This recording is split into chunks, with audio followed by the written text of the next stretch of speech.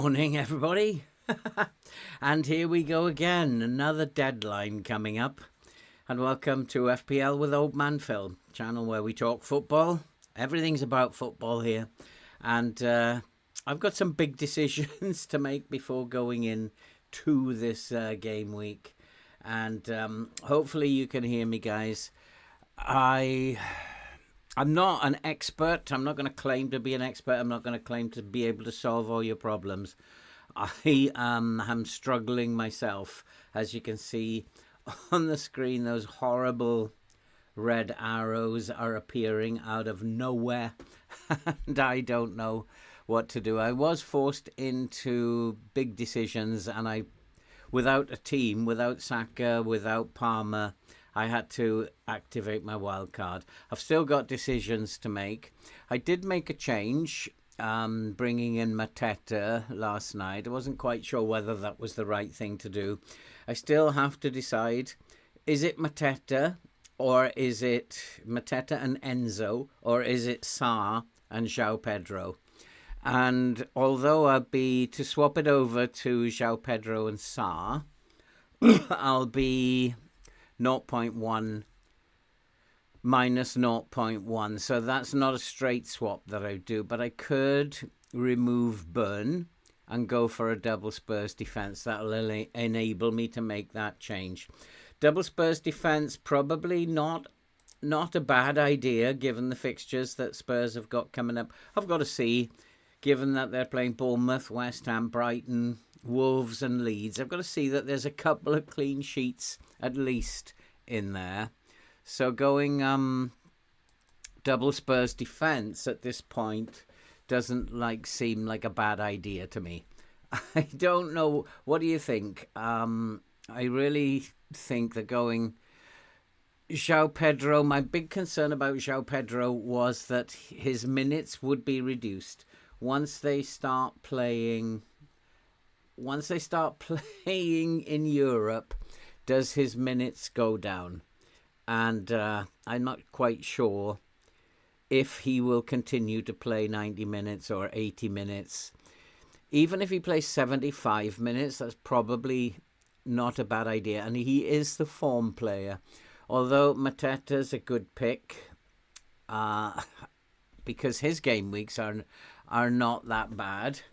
And if we have a look at his games coming up, does have Aston Villa today, which is a tough game. Aston Villa are not playing well. Then it's Sunderland at home, West Ham away, and then there's Liverpool. I think Chelsea's fixtures are a little better than Crystal Palace, and I think Sa is more of a threat than Mateta at this point in time.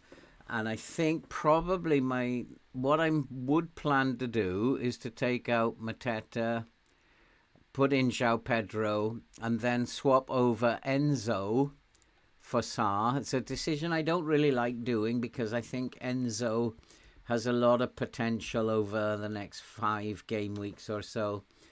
It's not a decision that I want to make. And in order to make that happen, I can then take out Burn, who I put in because he's a threat from set pieces for Newcastle. Their fixtures are not that bad. Arsenal in game week 6. That's a long way away. I'm planning to I'm planning to roll all my transfers now up to 7.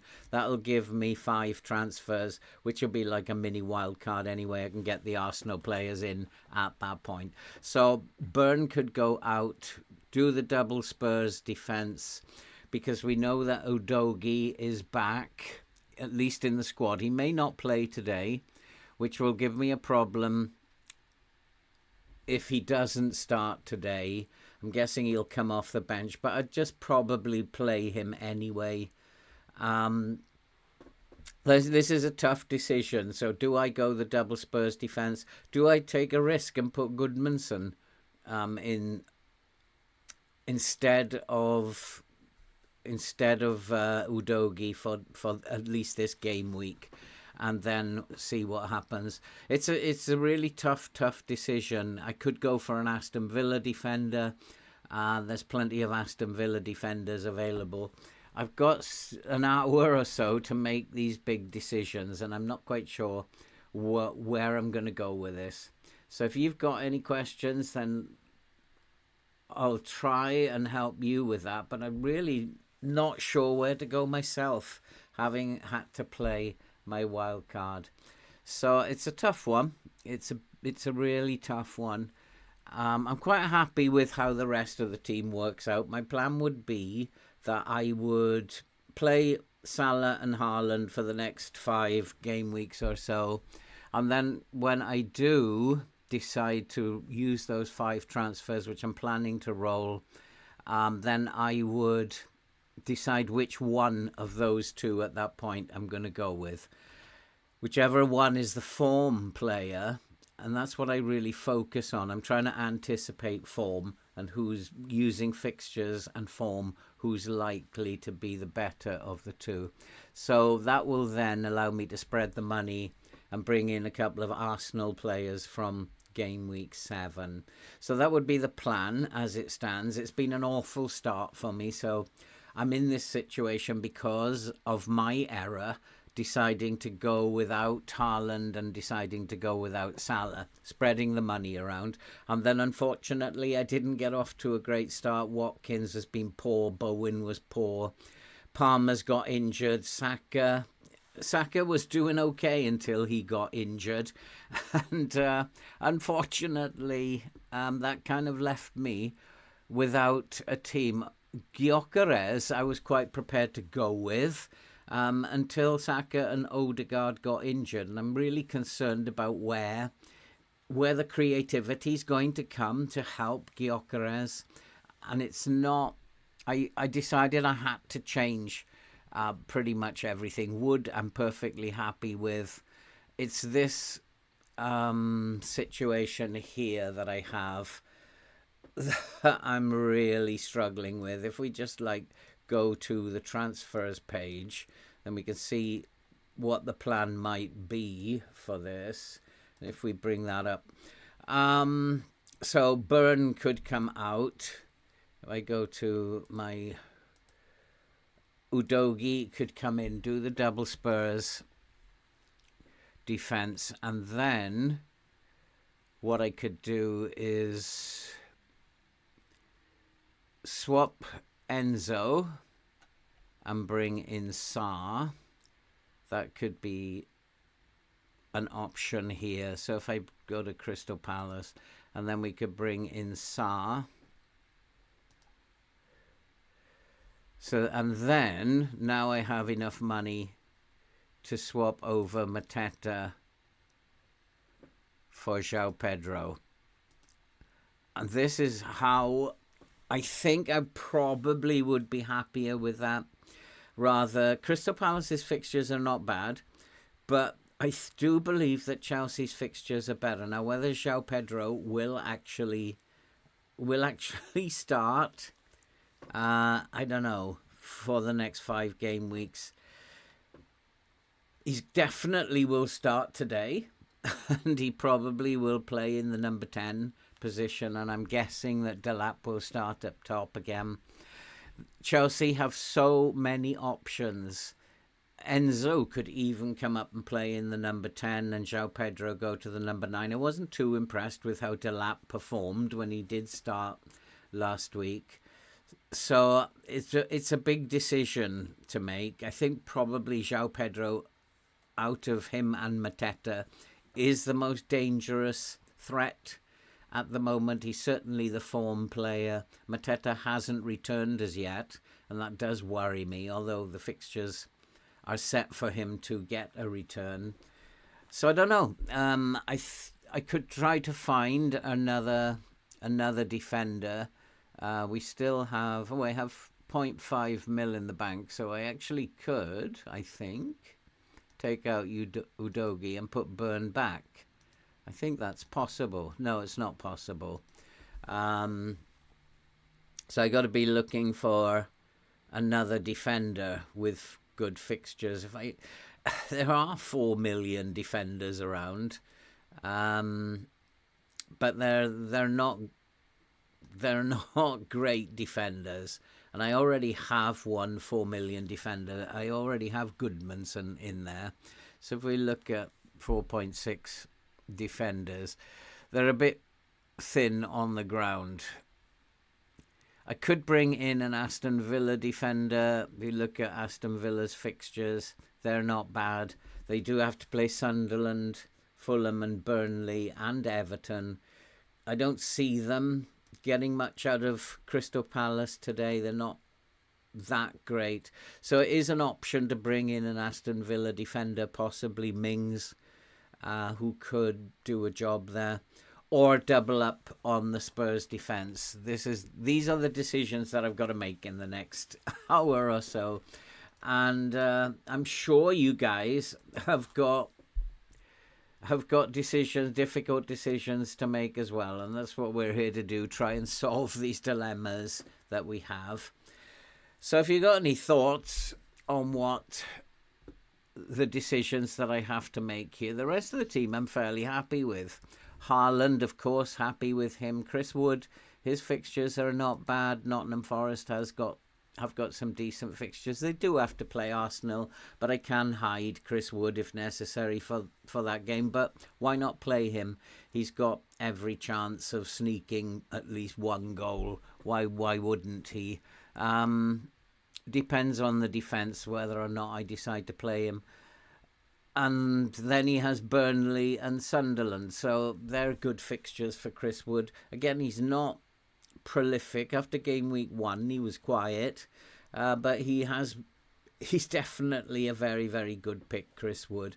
And then Reinders, the jury's still out for me on him, but I think he's going to start these games. I've no doubt, even with Rodri back, that he is probably going to be the main man, definitely over Cherki.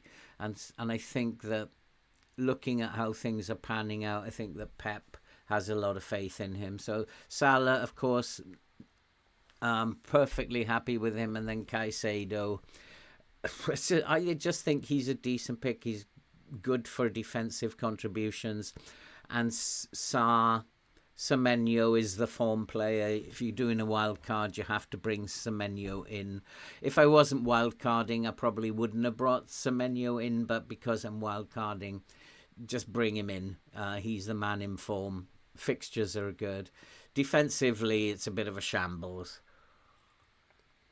But given that I'm going with Haaland and Salah for the next few weeks, then I think that's a risk I'm prepared to take. Sells will be in goal. Dubravka, it's not much of a pick in the Burnley defence there, but he might get a lot of save points. You never know. So this is the decision that I have to make. If I go with Sarr and Joao Pedro, or do I go with Enzo and Mateta? If I go with Enzo and Mateta, I can still... FPL hippie from Blue Sky. Nice to meet you, my friend. Help me out here. What would you do? I'm pretty sure what I'm going to do. And up until Thursday night, I was absolutely convinced that I was going the right way. I got a message in the comment section from someone who said he thought that Mateta was the best pick, and then I decided to switch them over, and it's just becoming a complete nightmare, this FPL. The Force, how are you doing, my friend? Good to see you. So I actually don't mind doubling up on the Spurs defence. It's probably not great for this week, and if I do double up on the Spurs defence for this week, then I'm probably going to find that Udogie just comes off the bench. He is in the squad, we know that. But from game week 4, Udogie and Van de Ven would be good picks, I think, given that they will be playing West Ham, Brighton, Wolves and Leeds. So I'm not expecting, if I put Udogie in there, I'm not expecting anything from him. Yeah, it is a wild card, I'm afraid. My team was in an absolute shambles. given the injuries that I had, I just feel like I was forced into it because I didn't at that time have Haaland or Salah. And with Palmer and Saka both out, I just felt I just can't go with the team that I had. I don't trust Watkins. I don't trust Bowen. I had Aston Villa defenders. I had West Ham defender. And I just did not trust the team anymore that I had. And once you get to that point, if you don't trust the players that you've got in your squad, you've got to do something about it. And so I decided, okay, let's do something about it. I know it's early, and I never play my wild card this early. Hartman, yeah, do I want a Burnley defender in amongst all those defenders? I don't know. I think looking at the Spurs fixtures, although it's not great for this week, Bournemouth, and I'm backing some menu as well, so I could double up on the Spurs defence and just accept that we might just get a 3-pointer from the Spurs defence this week. And looking at the future 4 game weeks, though, it's West Ham away, who are in absolute shambles at the moment. And then we have Brighton away. That's not too bad. Wolves at home and Leeds away. They're pretty good fixtures. So that's when the Spurs double up will really come into its own, I think. And Spurs are better defensively. You're going to have a terrible week as I have Salah and Gakpo. But that doesn't mean anything. You've got to think about the state of Arsenal at the moment. And that's why I chose not to trust Gyökeres anymore. Because if they've got Odegaard out and they've got Saka out, who's going to provide the creativity? Who's going to be feeding the balls in for Gyökeres? There's a big responsibility now on his shoulders. And although he's on penalties, is he going to be able to cope with that responsibility with Saka and Odegaard? He can pretty much hide for most of the game and then just do what he needs to do at times. But now the expectation on him has gone up by a long way, and I couldn't trust Gyökeres. So you think about the state of Arsenal at the moment. How much of a threat are Arsenal? And they're obviously going to be a good defence, but traditionally, these Arsenal-Liverpool games, they do, for some reason, have a lot of goals in them. And if you're telling me that Liverpool attack can't score against that Arsenal defence, I'm going to say that's rubbish, because you look at that Liverpool attack and the form that they are showing up front at the moment. Liverpool's defence worries me, not their attack. And although I think Wirtz is a very, very good player, but as an FPL asset, I don't think he's there yet. Wirtz is involved in everything. They're looking for Wirtz. He's spraying key passes around all over the place. He's not getting returns because he might be the second pass before the assist, but he's opening up the space for the players to run into to assist. And so if you're telling me that Liverpool attack can't score goals against Arsenal, that's mad. They can score goals against anybody. So I wouldn't worry too much, the force. I think Gakpo is a good call. If I wasn't going with both Salah and Haaland, if, for example, I was taking Haaland out, Gakpo would be in my team. Arsenal at Anfield really won't worry Liverpool too much. And I suspect because Liverpool's defence is so bad at the moment, because Kirkes and Frimpong although Frimpong is injured, but they were getting way too far forward and leaving the rest defence of just 2, and Van Dijk and Konaté could not deal with the counterattacks that were going on. So although I like this team, I still have major decisions to make. I do think that going with the double up on the Spurs defence long term is probably the best way to go. I just feel that if you put these two in today, then it's probably going to be a 3-pointer. Or maybe one of them will get defensive contribution. So you're probably looking at maybe 5 points between the two. Accept that and just hope that maybe Bournemouth don't play well. I'm banking on Semenyo to get a return, but if he doesn't and Bournemouth don't score, then it's possible that you've got a 12-pointer at the back or a 14-pointer at the back. So risks and looking forward to the long term. That also, doing it that way also means that I've got, is it for 0.5 million in the bank? So that could be useful in the event of emergency, that I have to bring in a defender 2 weeks down the line. So that could be useful, that money. I've been fortunate in that my team has increased in value. So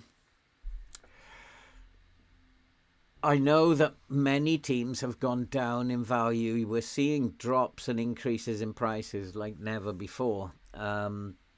So I'm fortunate in that my team has gone up in value. It's 100.2 at the moment. So that extra money in the bank will be useful. It will help me in the future. I would say that Gakpo and Salah are extremely good picks for you, the fourth. I think that I really think that I wouldn't worry about that too much. As I said, if I wasn't playing Haaland, Gakpo would be in. Certainly, I would pick him over Wirtz, so I wouldn't worry too much about that. The key to this game is not panicking, and I've said this, and here I am panicking. I don't think I'm panicking. I'm making a calculated decision that my team was just so bad. I was looking at another 30-pointer this week, and I was thinking, I can't handle that. And when you look at your team and you think to yourself, this is probably the worst team I've ever had in FPL now, then you've got to do something. And I could have got rid of Palmer and Saka and taken a hit, but I don't want to do that when my points value is so low.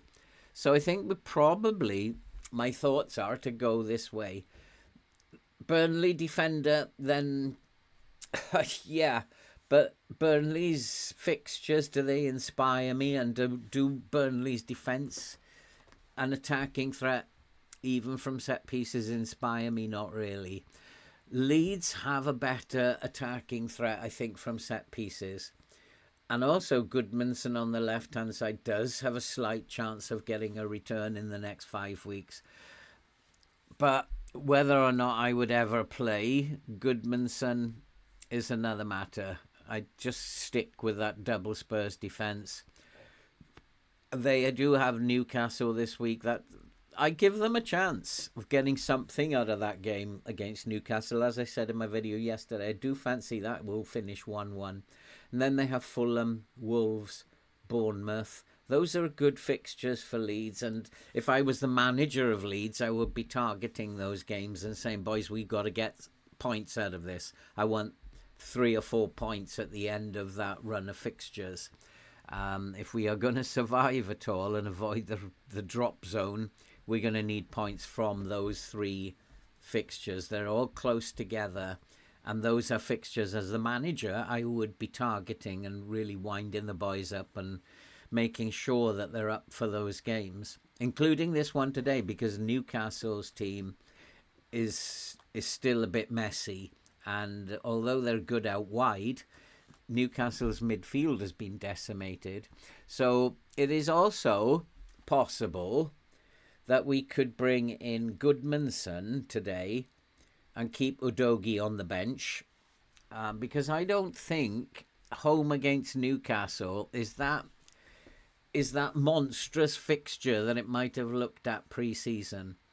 And I think that Leeds will be looking at that one and thinking the state their team is in at the moment, and they still don't have the striker who can play this weekend, then I think that Leeds will be fancying their chances at home to Newcastle this week. And I think if they play with intensity, although Arsenal away was not a great fixture for them, if they play with the same intensity they did against Everton, then they could get something out of it.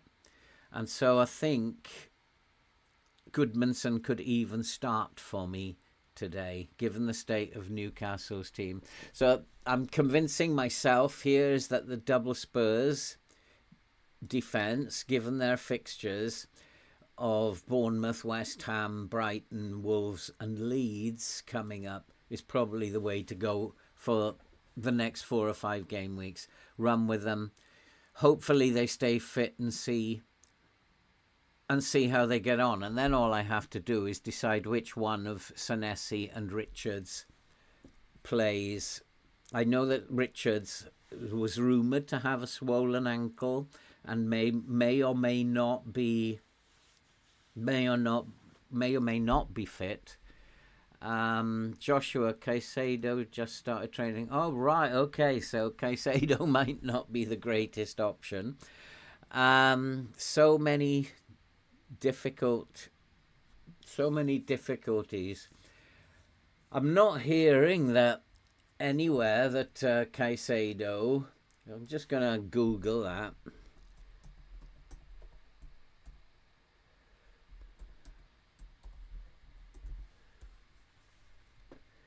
He hurt his left ankle. Right, okay.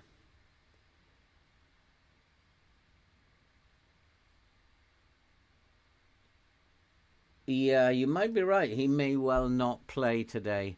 On the bench, a bench would be looking thin. So if I, for example, was to play Caicedo, then my bench, so those would be playing anyway. Semenyu's playing, Sarr would be playing. Caicedo, I think, would be on the bench. So Caicedo would be on the bench anyway. If I just slip back to my team. Yeah, Caicedo's on the bench anyway. So he doesn't... he's not interfering with the first 11. But if I bring Udogie in, then what will happen is Senesi will come off the bench. I'm pretty sure that even if he doesn't start today, Caicedo will definitely start after the international break. He's going to be a regular in that Chelsea team. So I'm pretty happy with Caicedo being in there. He's probably a DEFCON absolute monster, and I'm pretty happy. He does get attacking returns as well. Occasionally, which would be quite nice. And Chelsea's fixtures, we know, are very good coming up. Fulham at home, Brentford away, Manchester United away, and Brighton at home. So I think Caicedo, I'm quite happy for him to be on the bench this week. He was going to be on the bench anyway. So whether he starts or not doesn't bother me. And if he doesn't play totally, then Senesi will just come off the bench. I am, though, thinking of playing Goodmanson today. So I'm really thinking about the defence. If I go with the double Spurs, which is what I'm actually thinking, then we'd have Udogie.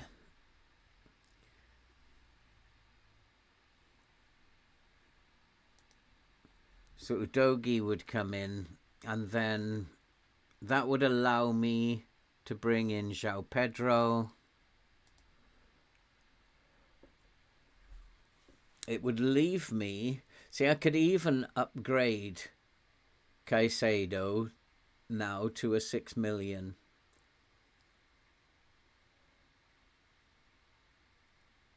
So I could actually bring in Sarr. I don't know why I haven't got Sarr on my watch list here, which is a bit of a nuisance. But let's put him on the watch list. so that it makes changing things over a little bit better. So I could even bring in Sa, and I've still got 0.5 million. And if we look at midfielders at 6 million, there are a couple of options that you can go for at 6 million. Damsgaard, for example, is 6 million. And Utara Dango of Brentford is also a form player. He's probably a bench player. But I'm happy to sit with Caicedo at the moment. Also, Hudson-Odoi of Nottingham Forest and Doi of Nottingham Forest. There are a couple of options. Up until the moment that Spurs have suddenly decided to bring in an attacking midfielder. I forget his name now.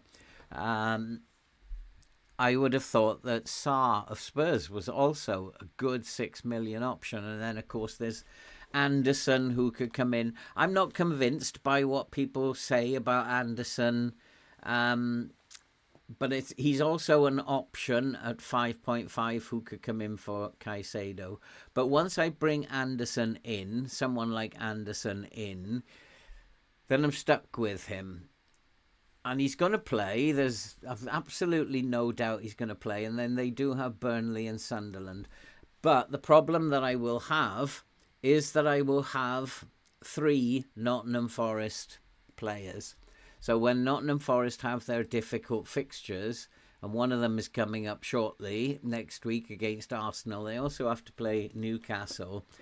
Can I hide 3 Nottingham Forest players on the bench? So I think that's one of the reasons why I've avoided having 3 Nottingham Forest players and avoided Anderson. I don't know. I think I'd like to go with Caicedo, put him on the bench.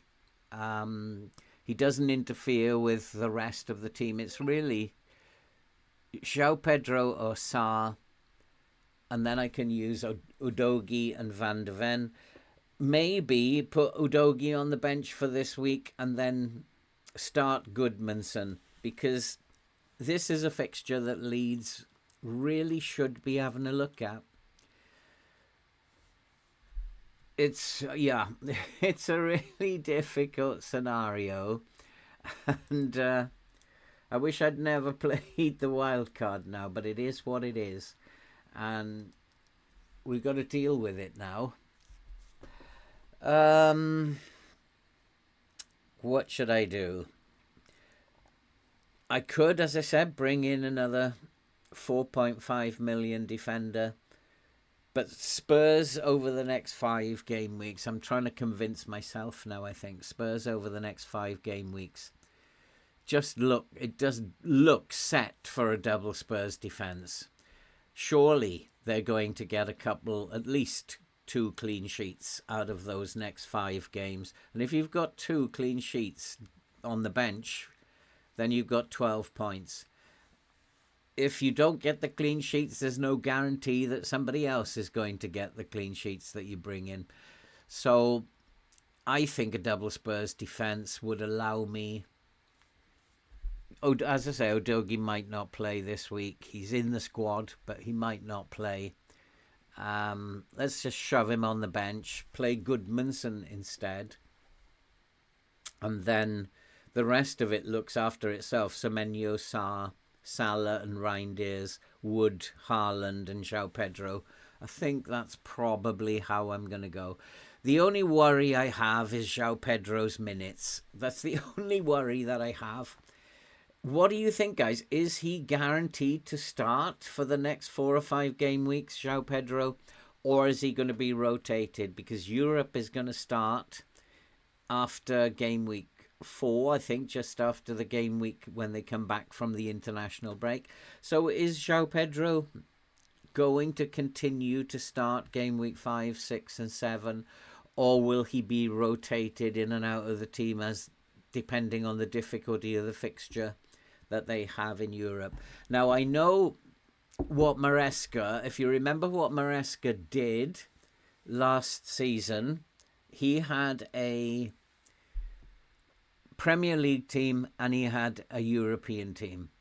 And although they were only in the Conference League and the fixtures were nice and gentle for them, he stuck to that. He had one team for Premier League and he had one team for Europe. He's got the personnel.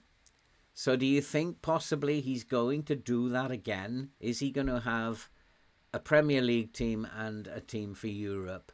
If that's his mentality and it was his first season last year, if that's the mentality that he has, then why not stick to that? He certainly has the personnel to do it. So that's the question. Will Joao Pedro be starting as Palmer will? Palmer will start every game in the Premier League. Is Joao Pedro in that position? I think as he is the form player, I think Maresca will be a mug if he doesn't start him in the Premier League. The Premier League has to be the priority, and I think he has to start him in the Premier League. So I think I'm gonna go with this. We'll put Sarr in for Enzo. Hey Rob Taff, how you doing, my friend? Good to see you. Yeah, I was totally unaware of the Caicedo situation. But even if he doesn't play, I'd already put him on the bench anyway for this week. So I don't know. I think that's probably what I'm going to do. And in fact, I'm going to make those transfers now. And then we will have a look at how the team looks. So we have Sells in goal. Udogie, probably I will switch for Goodmanson because I'm not sure he's going to start. We do know he's in the squad, but I don't think he's probably going to start. So then Senesi would go as the first bench. I think that's probably the best way to do it for this game week. Captain, of course, is going to be Haaland. I'm looking for points, and I brought Haaland and Salah in this wildcard to hope that they are going to get me points. They're the big two players in the game, and I'm spending 28.5 million on them, a little bit more now, 28.7 million on those two players. And I'm hoping one of them at least is going to come up trumps each game week. For this week, Haaland looks the better option, although it would be just like Salah to go and perform really well. So I think Caicedo, will he play? Will he not play? It doesn't matter. Chelsea's fixtures are really good, and he's a good cover for my midfield. And then Udogie will start probably, definitely in the next game week, in game week 4. So it just might be a case of hiding him for this week. But if I put him on the bench, you know what will happen today is that he will start. So do I actually put him in instead of Goodmanson and see if he starts? He must be fit. Although he might not be match fit, he must be fit injury-wise. Otherwise, what's the point of putting him in the squad? Ekitike is what now? 8.7. Is he 8.7 now? Let's just have a look at Ekitike.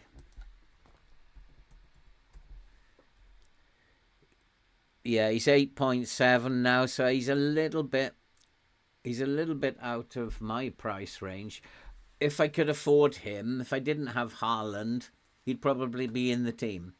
I'm looking at form players to try and get me points.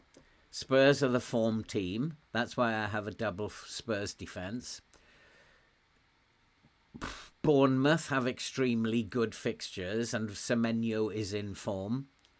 Crystal Palace have great fixtures. Nottingham Forest have great fixtures, as well as Chelsea having great fixtures. So I'm looking for form players as well as having Salah and Haaland. Reinders is in there because he represents at 5.6 or 5.7 even. I've had him since the beginning. He just represents really good value to me. And even if he doesn't start, he's capable of coming off the bench and getting a return. So at the beginning, I was only considering him as a bench player at 5.5 million. It was just for my bench boost. But he's kind of like sitting in my team now, because I think that at 5.5, he represents really good value. Of 5.5 when I bought him.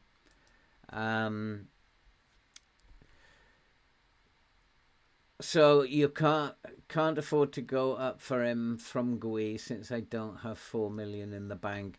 We're all suffering, and I think a lot of us are suffering because, or not me particularly, but a lot of people, their team has dropped in value. And that was quite a shocker, which doesn't often happen. I've been fortunate in that I've gained 0.2 of a million. I don't know how. I think Reinders has done that because he's been in since he was a 5.5 and he's now 5.7. And he's helped a lot in terms of raising the value of the team. But I can understand where you're coming from, the Force. A lot of people, their team have dropped in value. 4 million upgrade. Everything hinges around Salah and Haaland. And if you're wildcarding, you could pretty much bring in who you want.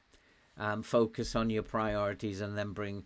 But I can understand, when I was looking at my team, it was an absolute nightmare. And that's why I've decided to wildcard. I've decided I have to gamble at this stage. Otherwise, I'm going to be in Queer Street. It's going to be absolutely terrible. I've gone at 0.3 from Reinders and Gakpo, but Watkins went down, didn't he? And that's a problem. Bowen also went down. If you had Bowen in your team, Bowen also went down. I'm absolutely fuming with West Ham and Aston Villa. To be fair, absolutely fuming with West Ham and Aston Villa. They were so good in pre-season. And what has happened to them, I don't know. I just had no confidence in those two. But good news for people who have got Watkins and who have got Bowen. I've got rid of them now, so they're going to start scoring. So it's extremely good news. And if you have got Watkins and Bowen, don't change them now, because they are going to start returning, because I've got rid of them from my team. Bad news for owners of Salah and Haaland, because I've brought them in. And Semenyo, they're going to stop scoring. That's the way FPL works for me. But I'm hoping that my bad news is behind me and we can move on and start to... I think I'm going to go with that. I'm going to start Udogie. If I put him on the bench, for sure, he's going to start. If I play him, for sure he's going to be on the bench. And he might come on and do a 30-minute cameo. One of the things that I noticed about Spurs in pre-season was that it wasn't Porro who was getting the furthest forward. Udogie was getting further forward than Porro. Porro was coming and sitting in the midfield area, and Udogie was playing as the wing-back rather than Porro. So is there a chance, now that he's fit, that Spurs might be using him out wide on the left and he might be assisting? Every chance, I think. If he continues to be the one who gets further forward and Porro just sits in a supporting role in midfield.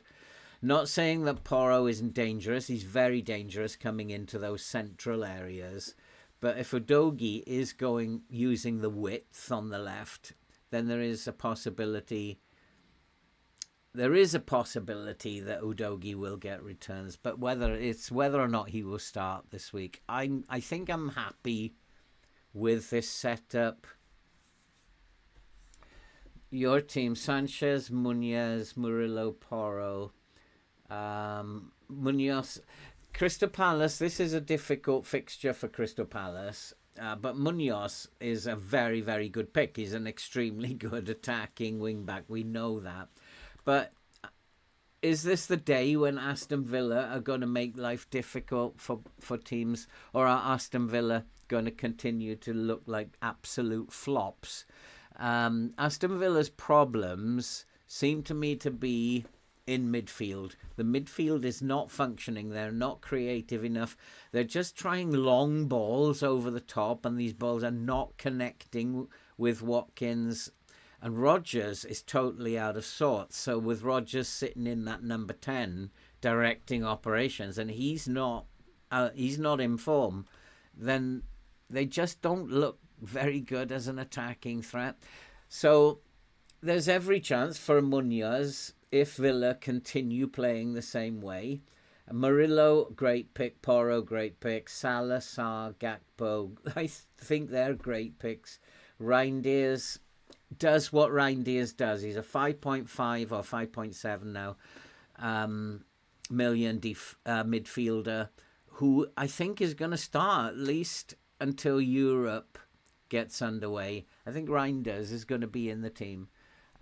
Pep isn't rotating Reinders. He's not rotating Haaland either. And there's a couple of others he's just including week in, week out. So I think Reinders is set. That's a good pick. Semenyo, of course, is the man in form. Watkins, Pedro. So Watkins, he'll probably hold on to Watkins because he's probably going to start scoring now. I've got rid of him. He's going to start returning now. So Watkins might work out for you this week. And then Joao Pedro on the bench, up front, sorry. And then Dubravka, Diouf. I think that the force you've got, I don't think you've got anything to panic about. I think you've got a good team there. I wouldn't panic, and I wouldn't change anything if I had that team. I'm quite envious of you in a way. You went with that team. It's worked out for you. The one thing I don't know, who are you going to play as captain would be the issue that I would have. Who are you going to captain in that team? Rob Taff stuck between Saliba or Ruben Diaz on the bench. Well, for me, I would put Saliba on the bench. Are you like with Saliba with Arsenal? Are you one of my thinking processes? Are you going to tell me that Liverpool are not going to score against Arsenal? Saliba is not an attacking threat like Gabriel. So he's there purely for his defensive ability. And to be fair, he hasn't been 100% yet. He's still a good pick, but he hasn't, for me, been 100% in defence. He's been sloppy at times and made mistakes. So if you're telling me that Liverpool will not score against Arsenal, and you're really happy that that's going to happen, that Arsenal defence will stop that Liverpool attack at Anfield scoring a single goal, then you play Saliba. This is where you like make decisions now based on the game itself. If you are saying that Brighton are definitely going to score against that Manchester City defence, or Brighton have more chance of scoring against Manchester City than Liverpool have of scoring against Arsenal. That's the way to look at it. Who's got the most chance of scoring against them? And for me, I would say that Manchester City have a better chance. Nothing guaranteed, but Manchester City have a better chance of keeping a clean sheet than Arsenal do. Given that Liverpool's attack is absolutely outstanding at the moment. You can't really fault that Liverpool attack. Ekitike is playing out of his skin, and he's doing that because he's getting the supply from people from Salah, from Gakpo, from Wirtz. And when you have creative players around you like that, you're going to score goals. And Isak, if he goes to Liverpool, must be licking his lips because he's going to get so many chances to score. And that's the question I would ask the Force is, who is more likely to keep a clean sheet given who they're playing? Is it Arsenal or is it Manchester City? That's the gamble then that you take, because then you basically say, right, I'm making this decision. Manchester City are more likely to keep a clean sheet. And then what happens? Brighton score in the first minute. that is the gamble, the whole gamble of FPL.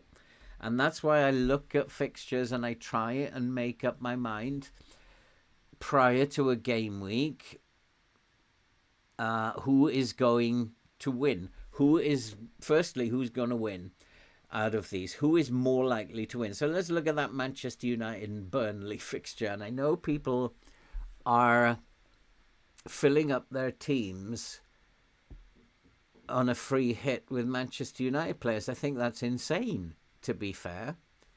I think that the manager's gone AWOL mentally. He's not interested at Manchester United. I think he'd love to leave if he got the opportunity. The players are not turning up, at least not in the first 60 minutes.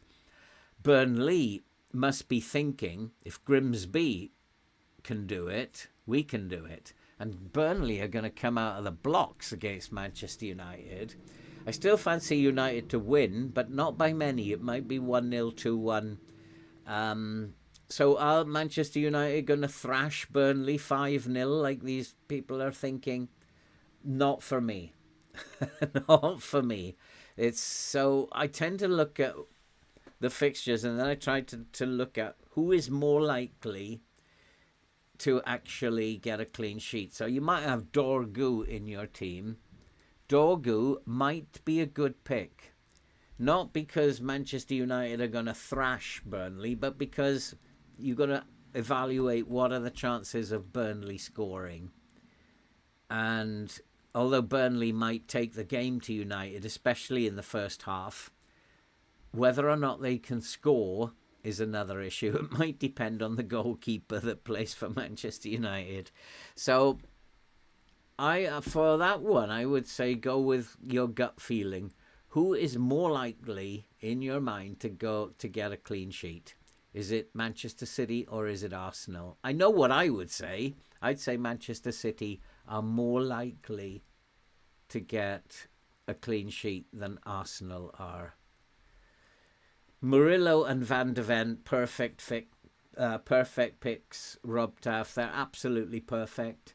I wouldn't change them, and I wouldn't be thinking of changing them in the next 5 game weeks. I would absolutely stick with them.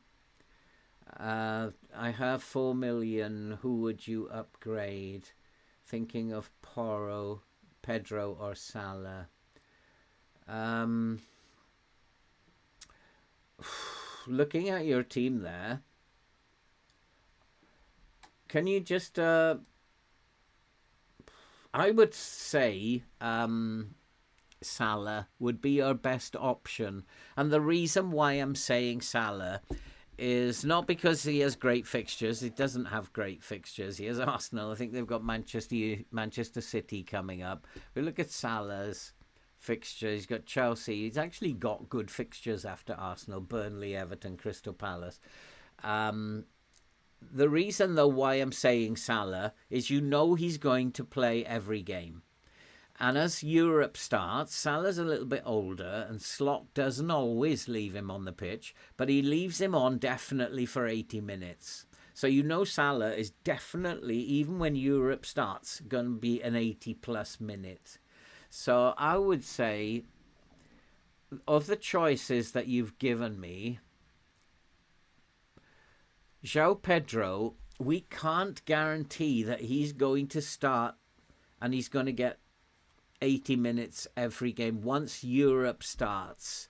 And that's the key issue for me at the moment, is Joao Pedro's minutes. If Maresca does what he did last year and has one team for Europe and one team for the Premier League, then Joao Pedro can be a set and forget. But we are going to have to see after game week 4, when the European competitions start, whether Maresca is going with this 2-team system as he did last year. Watch the ball. Nice to meet you. Start 2 out of Gakpo, Semenyo and Sarr.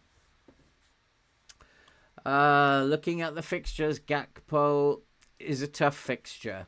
But if you're going to tell me that Liverpool are not going to score against Arsenal, I'm not buying it. And I fancy that will not be... It will be close in the end. And I think I said in my video yesterday when I was looking at predictions and my thoughts on how games might go, this could even go 3-2. Arsenal's attack is limited. I fancy Liverpool to win. Arsenal's attack is limited, but Liverpool's defence isn't as solid as it used to be. So I think it might actually be a fairly high-scoring affair. So Gakpo, for me, would probably be in. Definitely Gakpo. Semenyo is the form player. Aston Villa are relegation type form at the moment. Looking at Aston Villa on the pitch, they look awful, absolutely awful, and therefore you've got to be thinking about the opposition and how they are at the moment, not in terms of their reputation, not in terms of how well they did last season or pre-season. So Semenyo, the man in form against a team who are totally out of form, has got to be in. And then Sarr.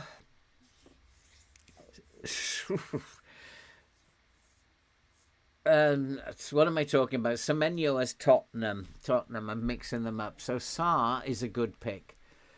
Semenyo is he's the form player. I mixed them up. So Semenyo is the form player. Now, if you're saying Bournemouth are not going to score, remember it's Tottenham away. Semenyo for me is a gamble.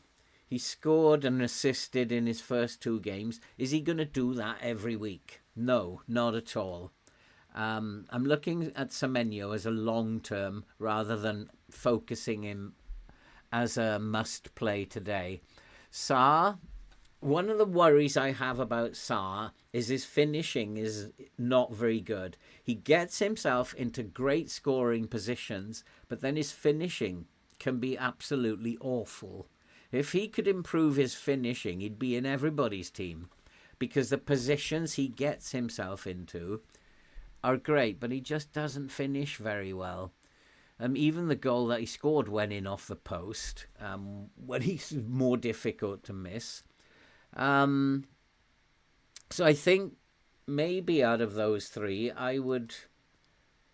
It depends on whether you think Semenyo is likely to score away at Spurs. Are Spurs going to keep a clean sheet? I'm hoping so. And then I'll sacrifice what Semenyo does. Not every one of these players can return, and not every one of these players is going to return. I would personally, that's a tough question. I would definitely have Gakpo. And then I've got looking at Semenyo or Sarr. I would say Semenyo because he is the form player.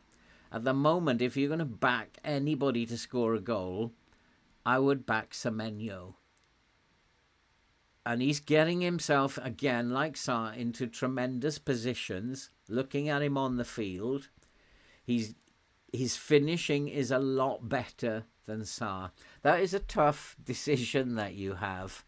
And if there's a way that you could play all 3 of them, it depends on what forwards have you got watch the ball, because you might be able to bench one of those. Spurs 2 clean sheets in a row. Yeah, but Spurs have... Let's have a look at who Spurs have already played. Burnley they played. I would have expected them to get a clean sheet against Burnley on the opening day. What was the big surprise was Manchester City. Nobody called that. Absolutely nobody called. And that, for me, was that Manchester City played badly rather than Spurs' defence being absolutely brilliant. So are Spurs definitely going to get a clean sheet against Bournemouth, who are playing quite well, and Semenyo is the man in form? Hard to say. I'd have a look at your forwards. So Gakpo, Kudus, Sarr, Semenyo, Mbuemo. For me, definitely I would not play Mbuemo. Definitely not. And you probably, as a Manchester United fan, I find it difficult to actually say that. But for me, Mbuemo, I can't understand why people are bringing in Manchester United players at the moment. And it's not just because Grimsby absolutely dispatched them in the Carabao Cup. It's not just because of that. It's the way that they played against Fulham as well. They were atrocious against Fulham, and I think Fulham should have won that game. So Burnley, I think, are going to be licking their lips.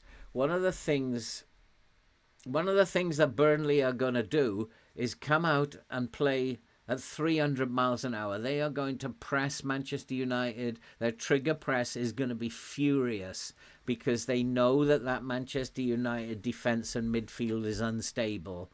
Burnley may not be the greatest technical footballing team, but they can certainly mess teams up with their trigger press. And I think that Burnley are going to give everything in this game. Manchester United, I think, will win. I hope they will win, but it's not going to be the 5-0 that people are thinking it's going to be. And I don't know where this is coming from. It's not even going to be 3-0. So is Mbuemo definitely going to get a return? Difficult to say. If you've got him on Wildcard, and your Wildcard looks actually really good, then you have to play him. You've brought him in to play him. You've got to trust that decision. But looking at your Wildcard, it's really good. So you've got so many good players. And I can see what you've done. You've gone Haaland, but you haven't gone Salah. So that's a good Wildcard. It's a solid Wildcard. So personally, if it was me, I'd leave out Sarr. And the reason I'd leave out Sarr is because of his finishing. Is it the day that Aston Villa decide to step up? And also, as good as Sarr is, he's not the greatest finisher. And that would worry me at the moment until he actually proves himself this season that he can finish a lot better than what I'm seeing. So for me, I would leave out Sarr. But you've got such a good wild card that it's very difficult to know who to leave out. Mbuemo, you have to play. You've brought him in for a reason. So if you've brought him in specifically for that Burnley game, then you've got to trust him. You've got to play him. I might be totally wrong about Manchester United. They might be stung. They might be hurt. They might be wound up and want to thrash Burnley, and they might want to go out and do that. They might play for 90 minutes. Who knows? I might be totally wrong about United. You've brought Mbuemo in for a purpose, and I think, therefore, you should trust your decision. So for me, the least capable player that you have in midfield in terms of finishing is Sarr. And Sarr has probably the most difficult fixture of all of them. Semenyo is capable of scoring. He showed that against Liverpool. If Tottenham don't defend properly, Semenyo is capable of scoring. He doesn't need many opportunities to score. So Spurs need to keep a very close eye on him. He is the form player you have to play him. I think that not bringing him in and not playing him is a crime, really. It's he may start to taper off and he may not get a return today. Do players actually go 3, 4, 5 game weeks getting returns week after week? This might be the week where he doesn't return.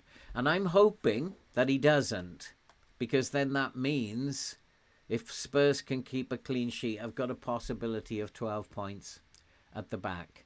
I will take those 12 points and accept that he doesn't return for today. It's unfortunate that that's how my team has worked out with this wild card, but I'm looking long term rather than the short term. It's a tough one. It really is a tough one for you. And nobody can pick your team for you, unfortunately.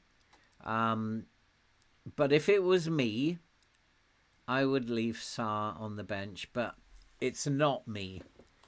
And I would probably get it wrong.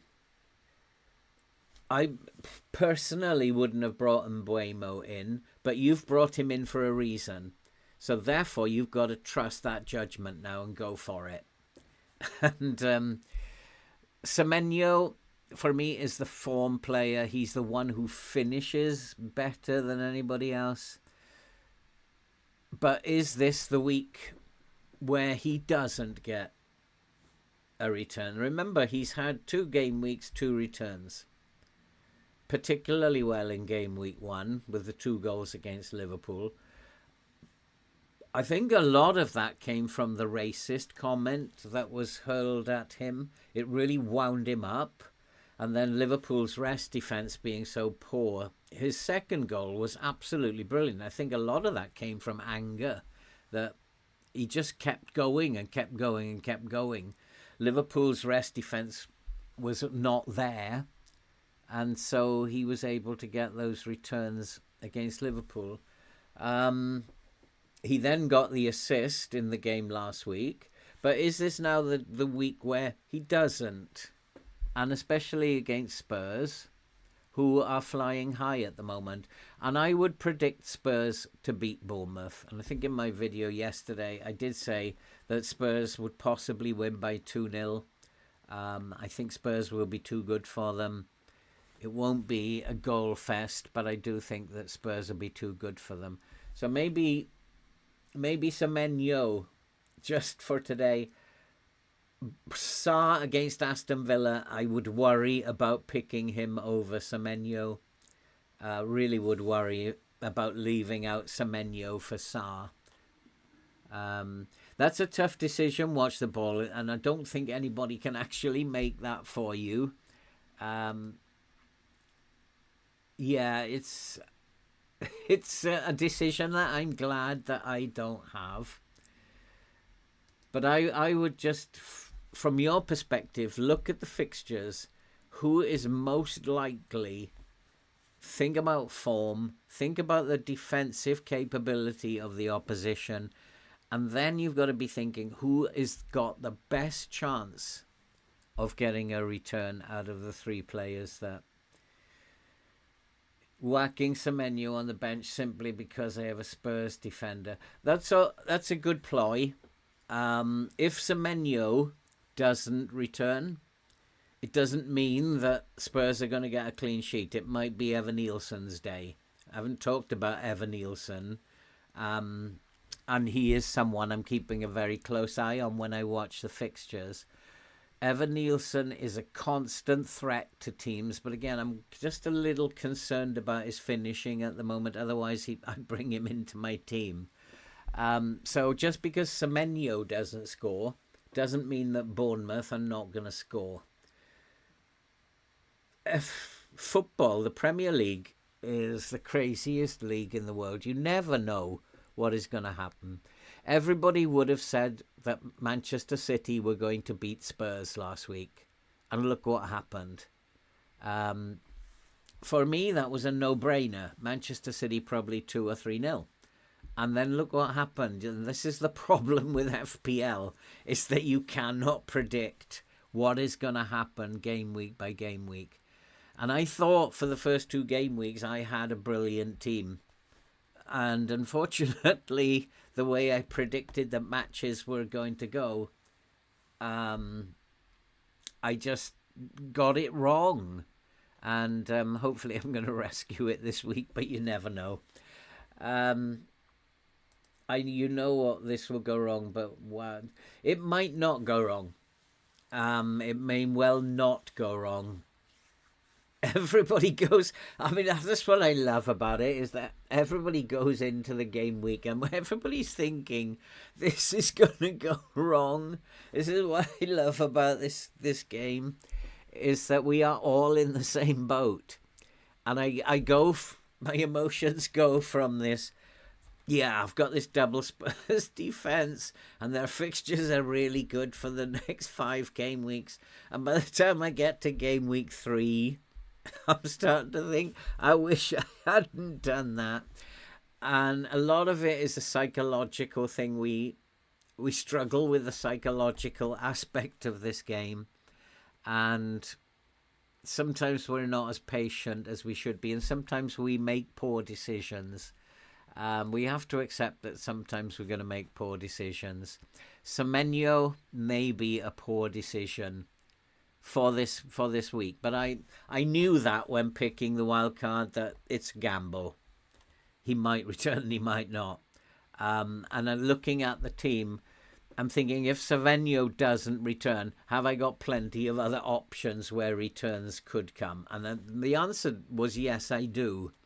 And then if Semenyo returns, then it's a bonus because I still have those other options.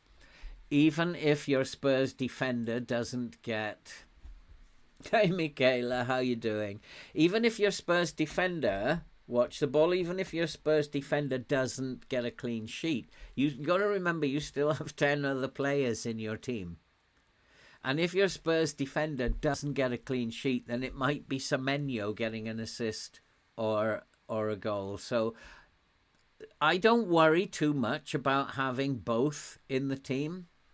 I've never worried about that too much, because if Van de Ven fails and Udogie fails, there's every chance that they failed because of Semenyo. Might not be. Might be Evan Nielsen who gets the assist from their left winger or whatever, and he might not be involved, but he's the form player, and if Bournemouth are going to score, I suspect he's going to be involved.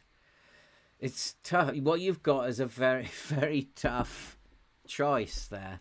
You've picked such a good wildcard team that you've given yourself a really difficult choice. And Mbeumo is totally the unknown for me in that, because for me, I don't think United are going to roll over Burnley. In fact, it might go the other way, that one. So Mbeumo is really the unknown in the wild card that you've picked. Yeah, Michaela, you're absolutely right. Everything is a gamble. And I think we do overreact to it. We forget that this game is played over 38 game weeks, not 2 or 1.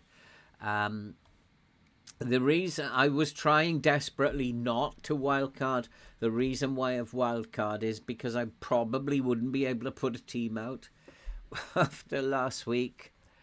And I have just lost faith in West Ham and Aston Villa. Totally lost faith in them. And once you get to that point where you think my team is awful, it's the worst thing of any teams out there, mine must be the worst.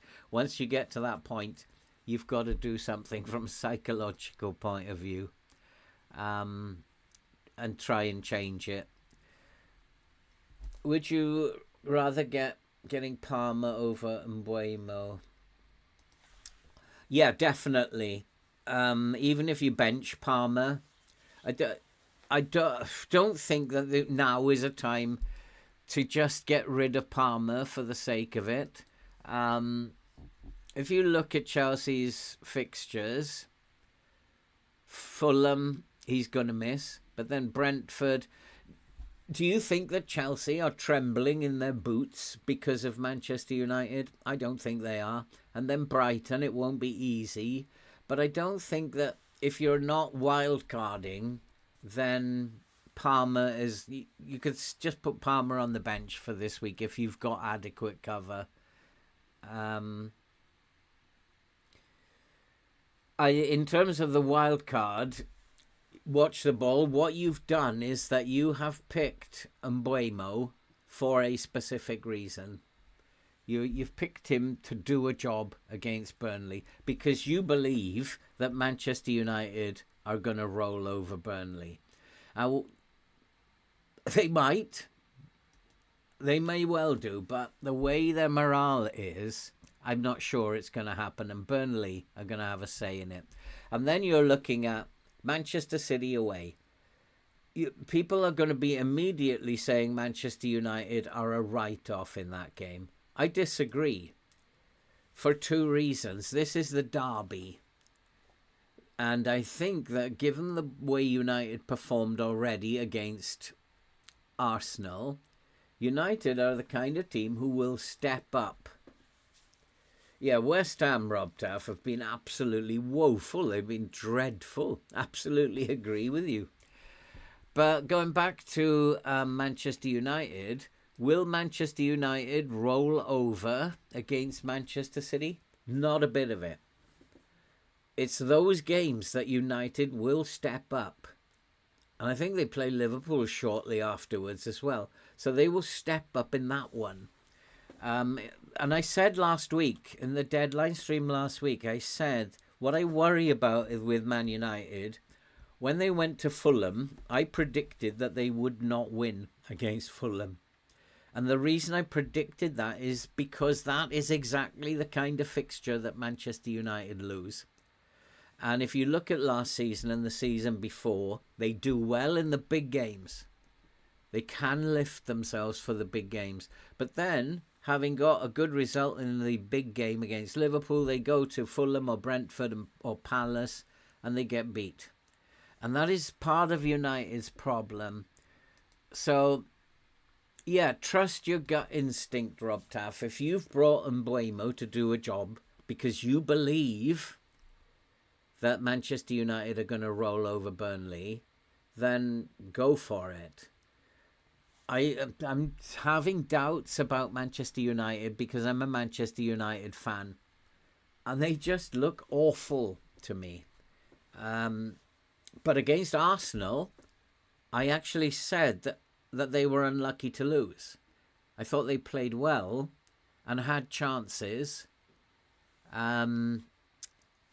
Should have had a penalty.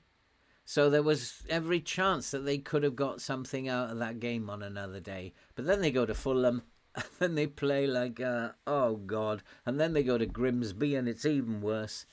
And that's the ups and downs of being a Manchester United fan. Against the big teams, they look better than they do against the littler teams. So that's just being a Man United fan, unfortunately. I agree with you, Rob Taff. Go with your gut feeling. If you have actually brought him in on a wild card to do a job, go with your gut feeling. Watch the Ball has got bigger issues because his wild card team is so good and I can't fault it anywhere. And it's so good because he has gone without Salah.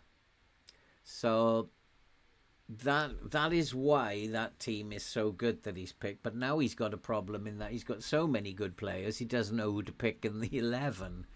And it might have been better for him to add Salah and to downgrade somewhere else and make his bench really, really low value, like players like Esteve, Goodmanson.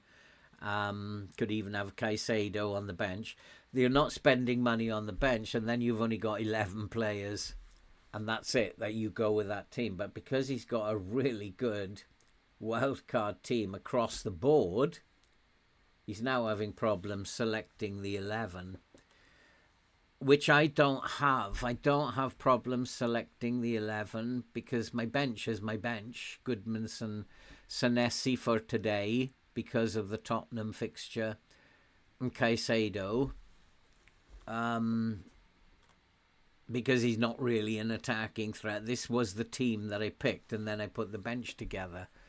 So I don't have the problems that Watch the Ball has in my wild card, but I like his wild card. I think it's really good. I will make a decision whether to go Salah or Haaland after game week 6. I'll have 5 transfers available then. Hopefully, if I don't get any more injuries. I've had my run of injuries now, hopefully. And then I can then bring in Arsenal players, and I'll decide which one of Salah and Haaland has to go. So it'll be the form player of those two stays, and the poorer form one goes. And then I can upgrade in terms of Arsenal players from game week 7. What Watch the Ball has done is that he's gone for 1 at this point. Should I start double Tottenham defence? I would say yes, Fragrant.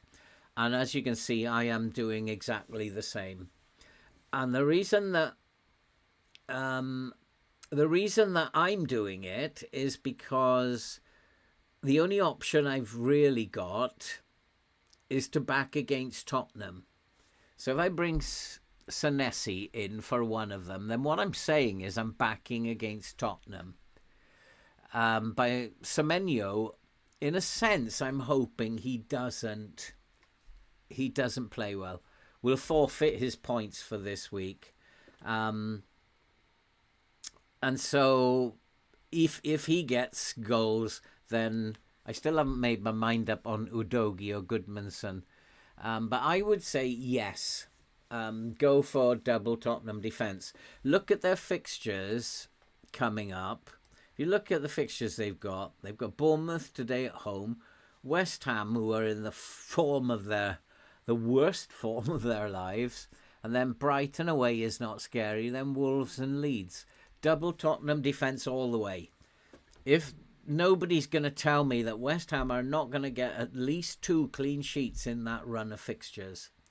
So I would definitely, from this point on, go double Tottenham defence. I'm struggling with Udogie because although he's back in the squad, he may not start. So I do have the option to bring in Goodmanson because I don't think Newcastle are at their best at the moment. But if you've got Romero and Van de Ven, you just start both of them for the next 5 game weeks. That's a no-brainer for me. Definitely start playing your double Tottenham defence. But if you have Udogie and Van de Ven, then you don't actually know if Udogie's going to start today. You take a gamble on that, or you find a defender from your bench. The only option I would have is Goodmanson. But I think I'm actually going to go Udogie. If he's in the squad, he must be fit. Just depends on his match fitness and whether he's going to come on at the end of the game or whether he's going to start and be taken off after 60 minutes. I'm going to gamble that he'll start and be taken off early, 60, 65 minutes. I think he's an important part of the team. Would you have Sanchez and Richards on a wild card or Kelleher and Lacroix? Sanchez and Richards for me, definitely Watch the Ball. Definitely of those two. Lacroix is a good pick.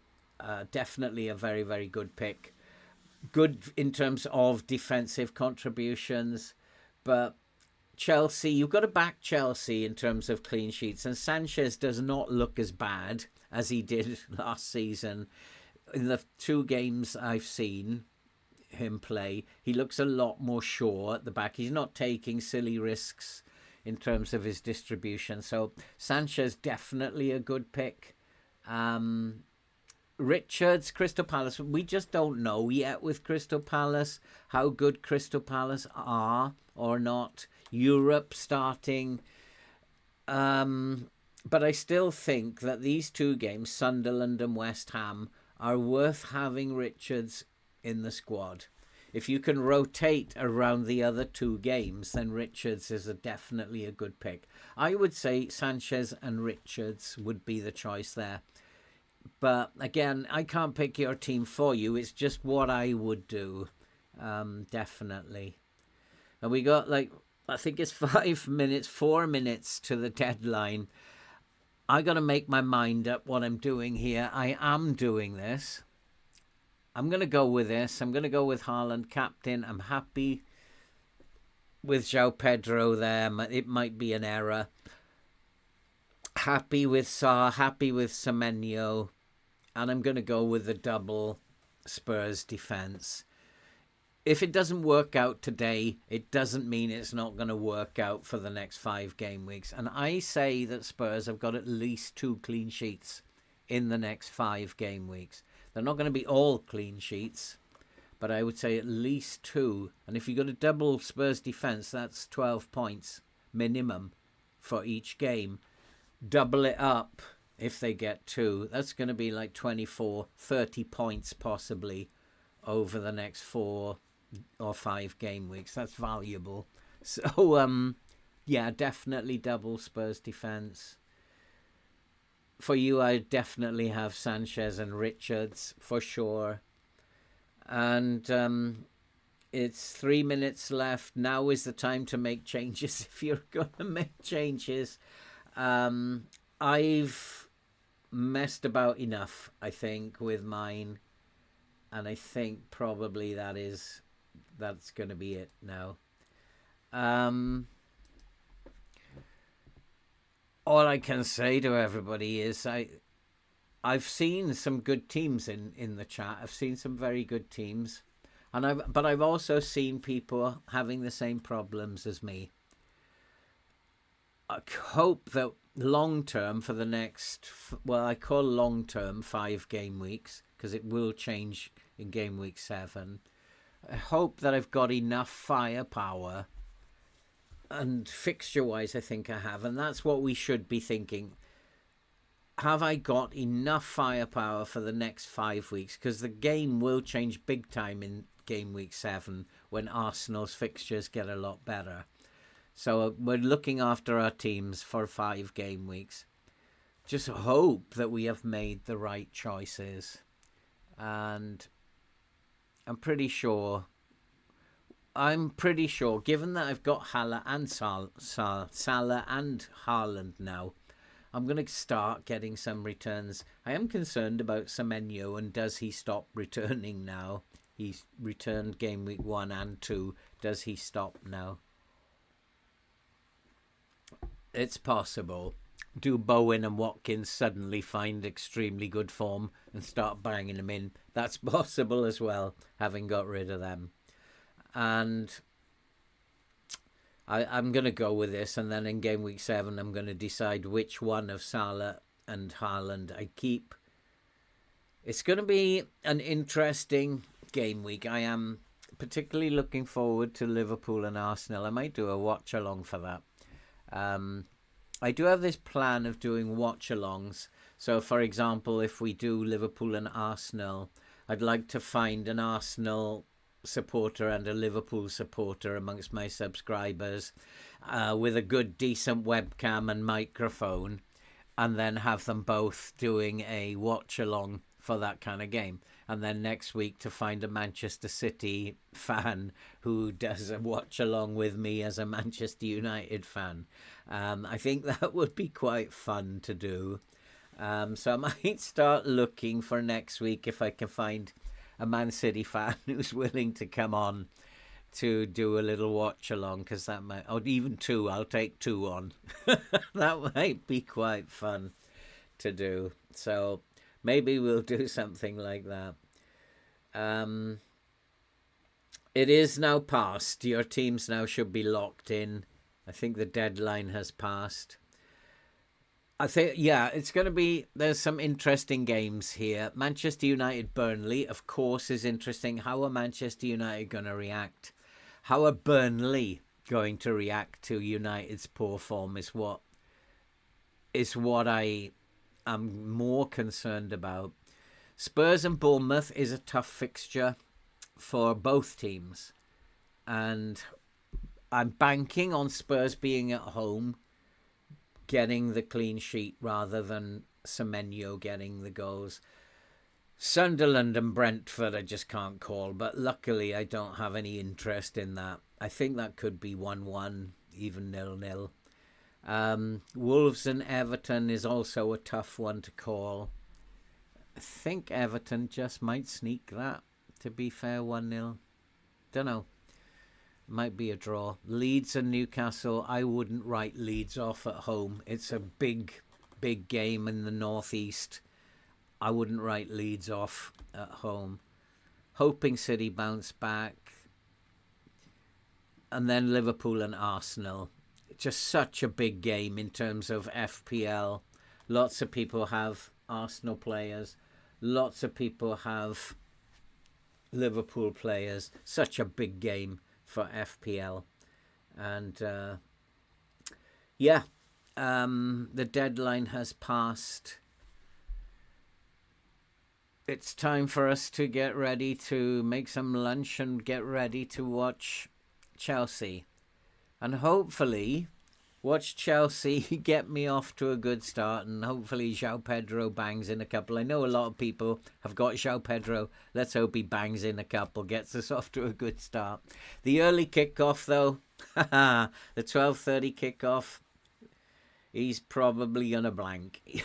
I would guess that he's probably going to blank. It's the early kickoff. Nobody trusts the early kickoff, especially for your captain. Just good luck to everybody. I hope you have a great weekend with FPL.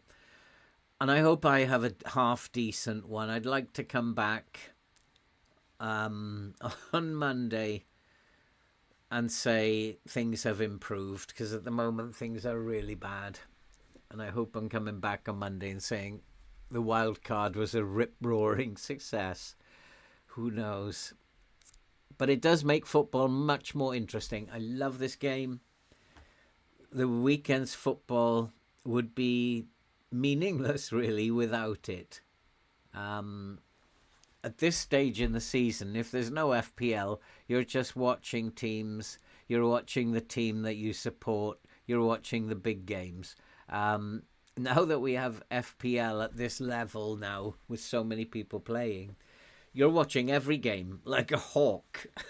And it's so much more interesting. And I just love it. Even though I suffer so much.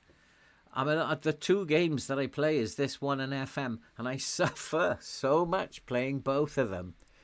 I start to think I must be a masochist. And I enjoy pain. That's why I go on. I think I am a masochist for sure. Thanks, Rob Taff. Let's hope we all get off to a good start, eh? And I've certainly seen some interesting stuff in the chat here. I'm very new to doing this as a live stream. I'm very new to doing my videos. I've started to improve the user interface, and I'm doing kind of stuff as I go along, and I'm getting into it, and I actually am starting to enjoy doing it. It's very nervy for me. I've been doing FM streams for about 2 years now, and it's just like falling off a log. But this is new, and it's very nervy. And I never know what to expect. But when people like you guys come in and chat to me, it relaxes me, and it's great fun then again. And I'm not the world's greatest FPL expert, but for me it's about football, and it's about fixtures, it's about form, rather than a bunch of stats, which for me are meaningless.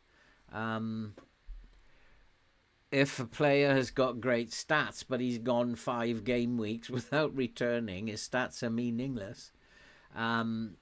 If you've got a player who's got 5 great fixtures coming up, it might be the time that you've got to pick up, because that's the time when he might come into form. If you wait for him to play well over 3 game weeks and then bring him in, he might start going out of form. So for me, it's more about form and fixtures and watching the games and making an assessment of what you see using your eyes rather than a bunch of numbers. That's how it is for me. Always has been. Thanks, The Force. I love captaining a player early. I actually go the other way, The Force. I like to have a captain later, because it could always rescue me when I've had a bad start. There's always a chance that the captain could rescue me later on.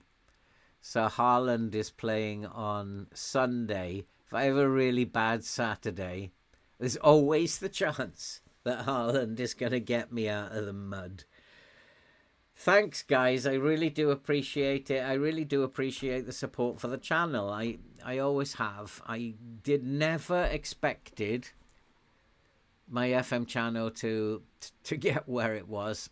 To get to 10k subscribers is like a dream for me at my age, to be doing this. And I really do appreciate what all of you guys do and supporting the channels, liking the videos, and all that kind of stuff. It all helps me, and I appreciate every single one of you more than you know. Life would be quite dull and lonely for me without the interaction that I have through these games. So thank you very much, guys. Thank you. I hope you guys have a great FPL weekend.